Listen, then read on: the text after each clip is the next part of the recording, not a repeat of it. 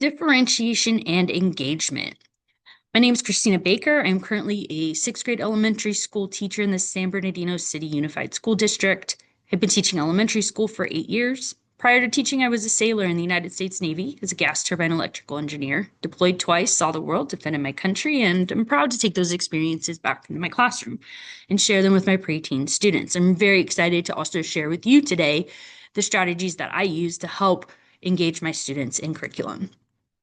One of the first things that is really important to understand is differentiation, especially in a school and in a district where we have students who are coming from backgrounds where they only speak Spanish at home or only speak Vietnamese at home. And so they're entering kindergarten with no knowledge of the English language. And then we have students who are being raised at home with English and are entering kindergarten with their letters already known, their sounds, all that stuff. And so this is where differentiation is going to be key for really reaching the students in your classroom, especially in a room of 36 students, reaching those kids who are high and really want to push forward, and then building relationships with the ones that need those foundational skills. And that's what differentiation is going to do for your students. And we were talking about differentiation and brain-based learning, right? We're talking about considering and taking into account the developmental stage at which your students are at. So in sixth grade, something I need to consider when I am teaching mathematics is the developmental stage of the brain, where right now they're entering the part of their life where abstract thinking is just now starting to develop. And so if my students' brains are not ready for that yet, then teaching variables in algebra and math is going to be something that's very challenging for them. It's something that I'm going to need to provide extra support with. Whereas some others are ready, they've been ready for years, and they're going to need something that's going to challenge them because they're going to get it like that. So what I do is I do small groups. It's one strategy, one way of providing differentiation in your classroom. And they're all in homogeneous groups. So they're leveled, and each group is a skill that they're working on based on what their needs are. And then I am able to go around and work with each group and provide that individual small group instruction that they need to fill in gaps. Same thing with reading.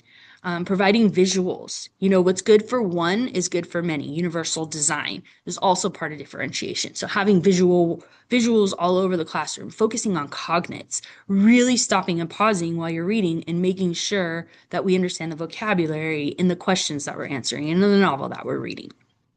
All of those are going to be important strategies, and they're going to help you engage your students. You're going to know your students are engaged when they are raising their hand, when they are participating in class discussions, when they are working with their peers and collaborating on the content, or when they're producing very positive, very enriched work related to the content.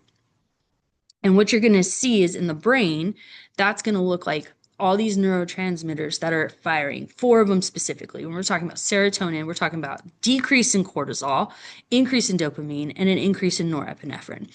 And these neurotransmitters are there are things teachers can do to help engage those neurotransmitters and to help the brain produce more of it, creating a safe environment, an environment that is free of clutter. Low stakes testing instead of high stakes testing, providing accommodations, really putting in that differentiation that can bring down a student's cortisol levels, building a relationship with them, talking to them about what's going on can bring those down. Providing rewards for good behavior, for success on academic rigor, any of those things, that's going to trigger the dopamine. It's going to make them feel good. It's going to make them want to do more. And then you have your norepinephrine, getting them up, getting them moving. We do laps every day around the field. We'll stand up and do a yoga stretch. We do a couple different things, and it just helps re-wake the brain, especially if you've been sitting for a while and not really engaged. And then you're like, oh, okay, yeah, okay, I'm gonna get up and I'm gonna get into this. And then finally, something else you can do to really increase engagement in your classroom would be to make mistakes okay.